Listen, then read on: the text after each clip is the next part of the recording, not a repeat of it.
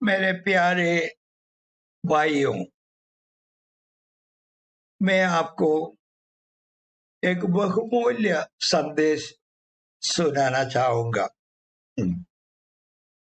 ये जो है बहुमूल्य, ये नहीं कि वैसे ही बोले, लेकिन वास्तव में बहुमूल्य संदेश है जिसको आपका जीवन बदल बदलाव डाल सकता है आपका जीवन में, और आपका जीवन आशीष से भरपूर कर सकते हैं। क्योंकि ये तो विश्राम के संदेश हैं, शांति के संदेश हैं, सांत्वन का संदेश है, हर प्रकार का आशीष का संदेश है। आपका जीवन को एकदम बदल सकते हैं, वैसे बहुमूल्य संदेश है। आजकल हम देखते हैं कि कोई भी आदमी को कोई चैन नहीं है, सब बेचैन है।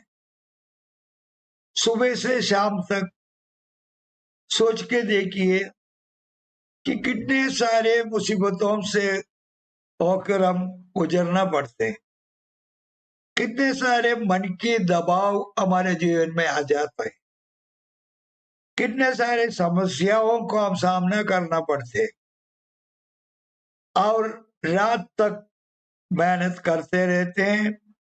रात को वैसे तो किसी किसी को नींद नहीं मिलते हैं, सोच विचार से कोई कोई तो सोते भी है, लेकिन सुबह उठकर वही बीते दिन में जो कुछ हुआ है वही बात, कोई तसल्ली नहीं है।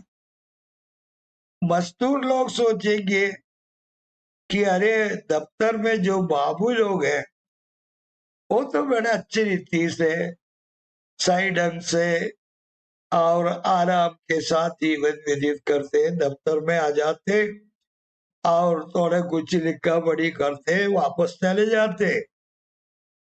हम तो इतना मजदूरी करते इसलिए हमारा कोई तसल्ली नहीं है। वो गलत विचार है, क्योंकि बाबू लोग भी परेशान है, कभी कभी सिर फोड़ने के लायक चिंता से मन भर जाते हैं, दिमाग भर जाते हैं। और बाबू लोग सोचेंगे अरे ऑफिसर लोग हैं, उनका तो बहुत वो तकदीर तो अच्छा है, तसल्ली के साथ दफ्तर में आना, जो वादानुकूल कमरा में बैठना और कुछ दस्तखत वगैरह करना और नीचे स्तर के लोगों को डांटना, यही उनका काम है।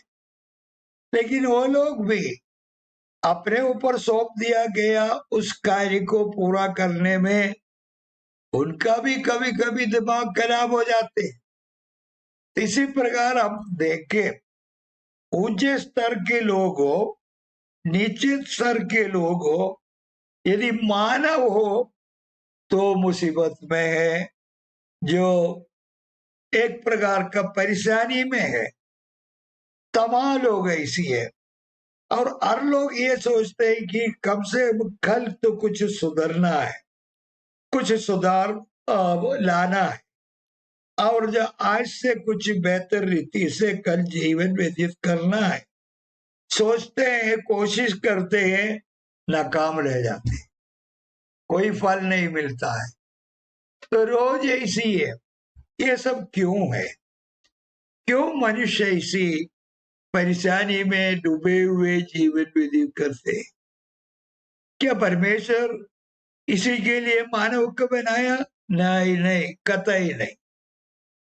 परमेश्वर चाहता था मानव संतुष्टि के साथ रहे, परमेश्वर का संगति में रहे और आनंद के साथ जीवन व्यतीत करे। लेकिन फिर ऐसा क्यों हुआ है?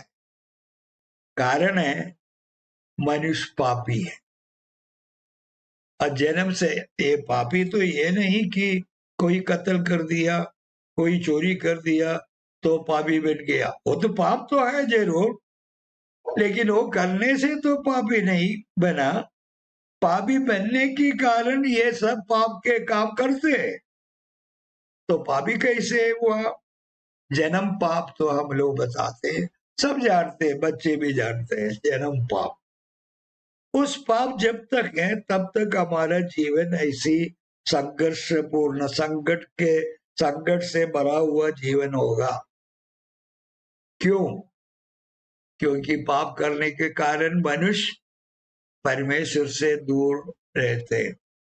क्योंकि परमेश्वर के साथ, पाप के साथ कोई प्रवेश नहीं कर सकता। पाप का कोई संबंध परमेश्वर के साथ नहीं है। पापी किसी भी हालत में परमेश्वर के पास नहीं पहुंच सकता, दूर रहना होता है। तो फिर क्या है? जो आराम का, विश्राम का, आनंद का सब स्रोता कौन है? परमेश्वर है। तो स्रोते से जो बाहर या दूर रहते हैं उनको कोई शांति नहीं होगा, कोई तसल्ली नहीं होगा, दिल तड़पते तड़पते रहेगा। और आगे हम क्या देखते हैं इस जीवन में? जो जो बेचैनी के साथ हम रहना पड़ते हैं, तड़पते तड़पते दिन काटना पड़ते हैं, वो बस का नहीं, उतने में नहीं होता है, अंत नहीं होता है। आगे हम पाप का दंड अनंत काल का नरक में जाना भी होगा। उधर हम अनंत काल के लिए कोई समाप्ति नहीं है, चलते रहेंगे। जलते हुए आग में, सताने वाला नरक में पापी मनुष्य को डाल दिया जाएगा। और उस बात का ज्ञान, पूर्वानुमान अपने हृदय को मिलते हैं। हृदय में जो, या अपने आत्मा में उसका पूर्वानुमान होते हैं, उसके ज्ञान आते हैं। उसके कारण क्या हो जाते हैं?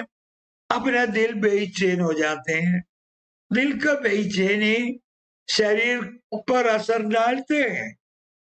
इसी माफिक जो रोगों से भरा हुआ, परेशानी से भरा हुआ दिल, दुख भरा हुआ दिल से सब हम जीवन व्यतीत करना होता है। बस यहाँ मैं समाप्त करूंगा अपने अवस्था। हर आदमी अपने आप को सोच ले तो इसका पता मिल जाते हैं। और अभी हम इसके लिए क्या है, हल क्या है, समाधान क्या है?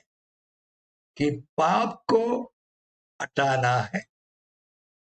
पाप को जब तक हम अपने जीवन से हटाते नहीं है, यानी कि पाप का क्षमा जब तक हम पाते नहीं है, तब तक हमको आराम नहीं मिले। लेकिन हम अपने आप का कोशिश तो कई लोग करते हैं, तीर्थ यात्रा जाते हैं और दान धर्म देते हैं, और जो आराधना स्थानों में जाके ये भेंट चढ़ाते हैं, चंदा देते हैं, और जो दूर दूर जगह जो तीर्थ यात्रा करते हैं, लेकिन फायदा कुछ होता है क्या? नहीं है। अब कईयों को देखा, एक ऐसे एक पुण्य स्थान जो लोग मानते हैं, उधर जाके लोग वहां का कुछ चीज क्या है मैं नहीं बताता, कुछ चीज समझ लीजिएगा, वो मटका में भरकर कंधे पे लगा के मीलों दूर तक पहुंच जाते हैं, और उधर उनका जो निश्चित स्थान में वो चढ़ाते हैं। ये जमीन में नहीं रखते हैं, मीलों तक चलते हैं, जमीन में नहीं रखते हैं। जो पैर पे सूजन हो जाते हैं, घाव बन जाते हैं, तो अभी बदलना तो साथी लोग होगा, उनका कंधे पर रख देंगे, जमीन में छुएगा नहीं। मीलों तक, दिनों तक सफर करके पैदल पहुंच जाते हैं। ये सब क्यों है? तसली मिलने के लिए, पाप का क्षमा मिलने के लिए। एक प्रेमचंद वर्मा करके एक मेरा दोस्त था, उसने कुछ दिनों में संपर्क नहीं हुआ था। मैंने भी सोचा क्या हुआ, कहीं बाहर गया, सुना, बाद में वो आकर हमसे बताया, सर मैं तो गलती किया। मैंने पूछा क्या हुआ? मुझे तो शांति तो जरूर मिला आपका संदेश से, लेकिन मैं फिर भी जो तृप्त न होते हुए मैंने कुछ तीर्थ यात्रा किया, कुछ जो पवित्र स्थानों में पहुंच गया, काफी हद तक मैंने धन दौलत भी दान दिया है, और सोने का कटोरा भी मैं चढ़ा दिया है, लेकिन ये सब नाकाम हुआ है, कोई फायदा नहीं हुआ। जितना शांति से मैं गया है वो भी बिगड़ कर वापस आना पड़ा, वो आदमी बताया। तो इसी माफिक में ज्यादा मिसाल बता के खींचना नहीं चाहते हैं। तो ऐसे लोग तो कोशिश करते फिर भी कोई भी फायदा नहीं मिलता। ये क्यों? पाप का क्षमा के लिए परमेश्वर ने या ईश्वर ने एक व्यवस्था रखा है। उस व्यवस्था के अलावा किसी को भी पाप का क्षमा नहीं मिलता, जिसके कारण कोई भी शांति भी नहीं मिलता है। तो वो व्यवस्था क्या है? पवित्र लहू बलिदान के तौर पर बगाने से ही पाप का क्षमा मिलता। बगैर लहू बगाते हुए जो क्षमा नहीं है। ये हमारा और आपका और औरों का तो नियम नहीं है। जो आसमानी परमेश्वर अपना व्यवस्था में रखा हुआ व्यवस्था है, उसके अलावा पाप का क्षमा नहीं पा सकता, जीवन नहीं सुधर सकता, पाप का दंड जो नरक से बच नहीं सकता। तो अभी कौन बहाएंगे ये पवित्र लोग? कौन उसी जो बलिदान के लिए योग्य कौन है? कोई नहीं, मनुष्य पापी है। तो फिर क्या करे? जो नतीजा क्या है? कुछ नहीं, नरक में जाना ही। तब तक इस संसार में ऐसे बेचैनी के साथ, ये संघर्ष के साथ जीवन व्यतीत करना भी है। लेकिन परमेश्वर वो नहीं चाहा। जीवित परमेश्वर उसके लिए हल निकाला। क्या है? पवित्र लोग परमेश्वर का सिवाय और किसी को नहीं है, सब पापी है। लेकिन परमेश्वर को मृत्यु नहीं है, अनंतकालीन परमेश्वर है, मृत्यु तो उनके ऊपर नहीं आ सकता। लेकिन मृत्यु के बगैर कोई चारा भी नहीं है। तो फिर क्या किया? परमेश्वर मनुष्य बनकर आया, अवतार लेकर आया। वही परमेश्वर को हम मानते हैं प्रभु यीशु मसीह।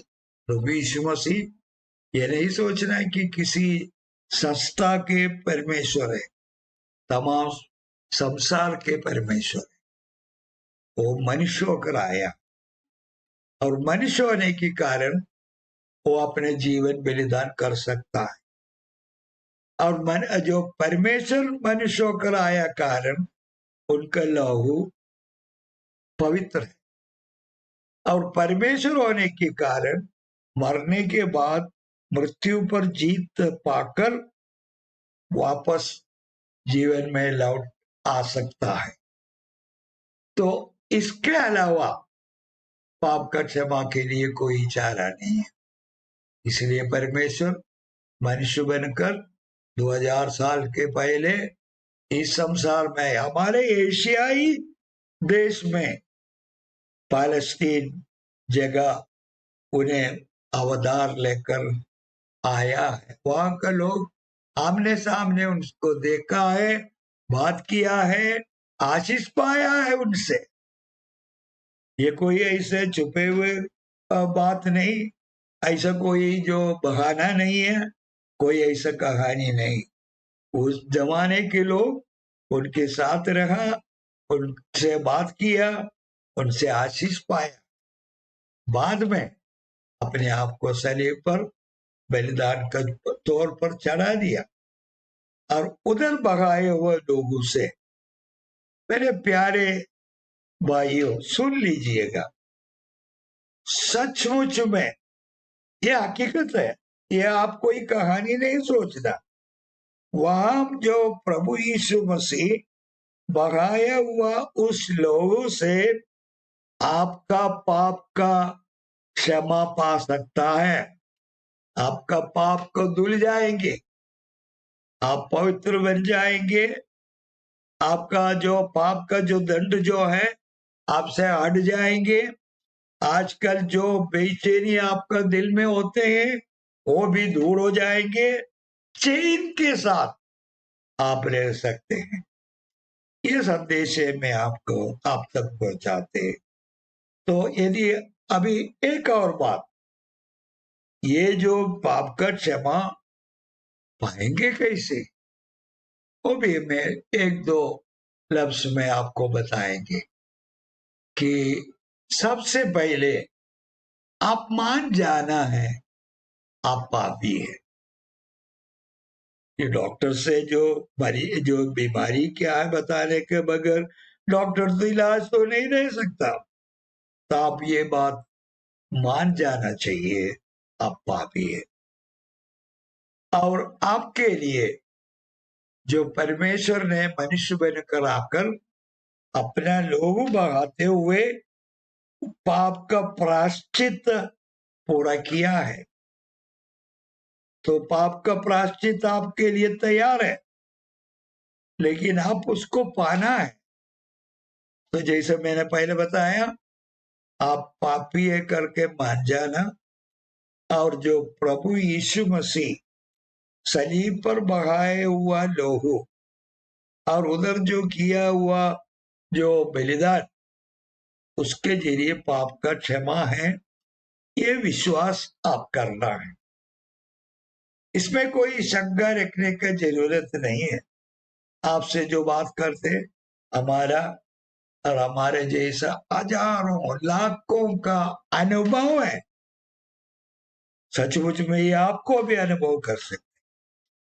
तो उस विश्वास के साथ आप कबूल करना, हे प्रभु मैं पापी हूं, तू बगाए हुए लोगों से मेरे पाप को क्षमा कर, मुझे परमेश्वर को संतान बना दे।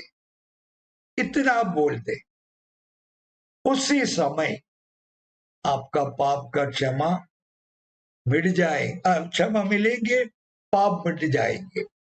इसमें कोई भी सोचने का कार्य नहीं है, क्योंकि आपसे जो बोलते हैं उनका अनुभव है, लाखों का अनुभव है।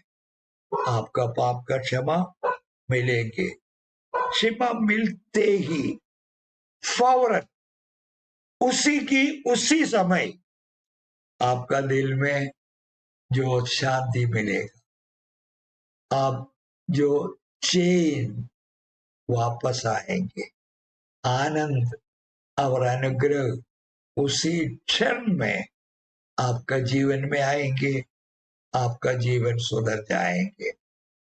1961 में, काफी सालों को पीछे, ये मेरा अनुभव था। बड़े बोझ के साथ मैंने कबूल करने के लिए राजी हो गया, और ये प्रभु के सामने यही शब्द जो मैं आपको बताया मैं किया है, प्रभु मैं पापी, मैं जानता हूं तू उद्धार करता है, तो मेरे लिए लोग बगाया, उस लोगों से मेरा पाप का धुल ले, मुझे बचा दे। इतना मैं बताया, बड़े बोझ के साथ मैंने इतना शब्द बताया, लेकिन उसी क्षण में मुझे एकदम शांति आ, मैं अकेला बैठे बैठे जो हंसने लगा, यानी कि इतना आनंद मेरे दिल में आया। ये अनुभव आपका भी हो सकता है, सचमुच में हो सकता है। आप इस प्रभु यीशु मसीह को मान जाइए, आपका पाप उनसे कबूल कर दीजिए, आप उद्धार पाएंगे, आपका जीवन सुधर जाएंगे। प्रभु आपको आशीष